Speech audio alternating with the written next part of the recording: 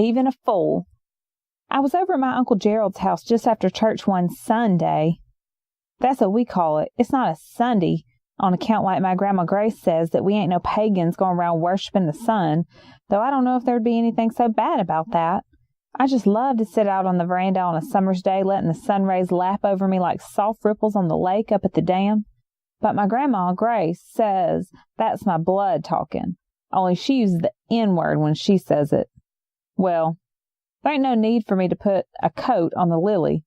What she says is, it's my pagan nigger blood. There, I said it. But you should understand, she don't mean it as mean as it sounds. But anyway, it's a Sunday on account of it's the day we set aside to visit with the son of the Lord. I don't know if I mentioned it, but my family's real big on going to church. My granddaddy was a minister, and his daddy and granddaddy, as far back as the eye can see, has been prophets. We've been the pills of the church, like they say. Even on my Grandma Grace's side, they's been real religious-like. And my Grandma Grace says she got her name from the song Amazing Grace, How Sweet Thy Sound, which would have made an awful long name, so I guess they just shortened it up a bit. We was home from church this one Sunday, and little Rebecca, that's my little niece, and I just love the bejesus out of her. Well, she was sitting in front of the TV watching Teletubbies, and in comes my Uncle Gerald, and he stopped so quick he'd as like as fall over on his face as he stands for a minute, his mouth hanging open and his eyes bugging wide, and then he cries out. He's just seen his prize she-dog, I can't say the B word, getting done by a stray runt. Stop that! And when everybody turned around to look at him like they didn't know what he was talking about, he shouted out again, "You're poisoning our child!" And poor Aunt Sarah, she ain't blood, but I love her just like she was. She's a gentle soul and don't mean anybody any harm and is always trying to make Uncle Gerald happy, and she takes this look on her face like unbeknownst to her, she done went and actually poisoned their only little girl. She's terrified and stupid-fried and all that same, for instance. When nobody moved, mostly 'cause nobody had caught on yet what he was talking about, he screams out again, "Turn that instrument of Satan off this minute! You're poisoning our child's mind!" Then Aunt Sarah speaks up, but in a soft, whiny voice, "Ain't nothing wrong with that, Gerald. They's just cartoons." "Oh, you want poor Sarah to watch a cartoon with homosexual characters and all sorts of gay goings-on?" Well, of course Aunt Sarah didn't want that, so she didn't know what to say, and I didn't mean to say nothing, and I told myself that I should stay out of this. But it was like I heard the voice rising that sounded awful familiar, mostly 'cause it was mine. "But it's just a cartoon, right, Uncle Gerald?"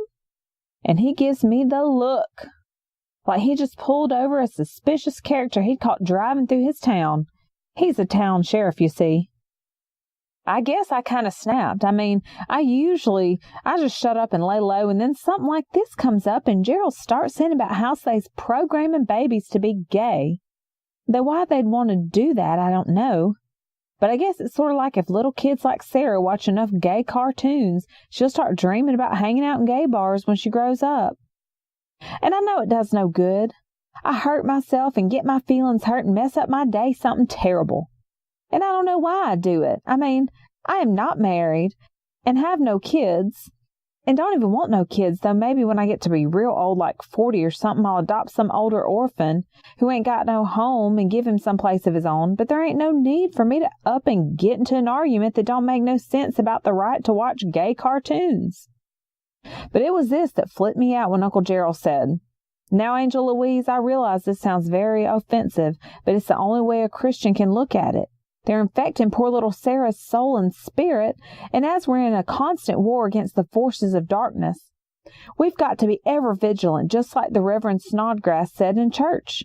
Look at it this way. If little Sarah came down with a disease that threatened her life, wouldn't you want us to take her to the doctor? Well, here's this disease that threatens her everlasting life. Shouldn't we do something about that?"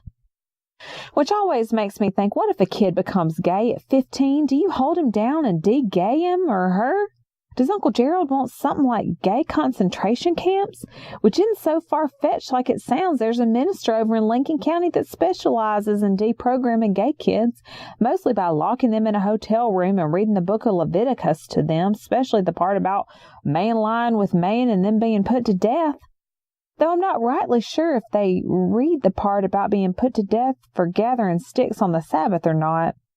But at any rate, I hears they coming out of that hotel room totally not gay and totally saved and dedicated to the Lord, which goes a long way to demonstrate the power of the gospel, or leastwise the power of being feared for your life.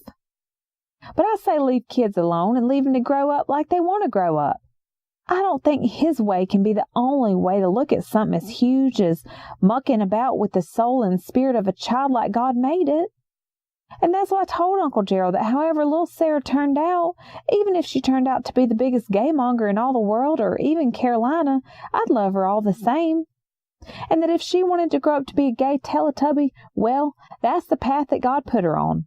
And if anybody came and raised a Cain against her to fulfill the law, well, they'd have to raise a Cain against me too.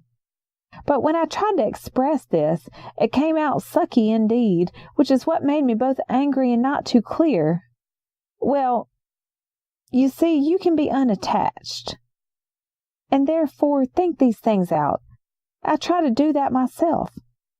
I see they are my family, and my brain knows I cannot win by attempting to change 100 years of proud church history. My granddad's granddad was a proud elder of the church. So for the most part, I try and keep quiet and let people be.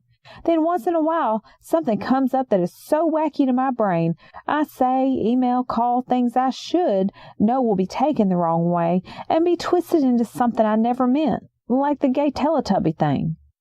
The Proverbs says that even a fool seems wise if he keeps his trap shut, so mostly I try, but then sometimes I see something that's so wrong, so just not fair, or looks like for all the world so stupid in itself that I can't help myself. I just snap.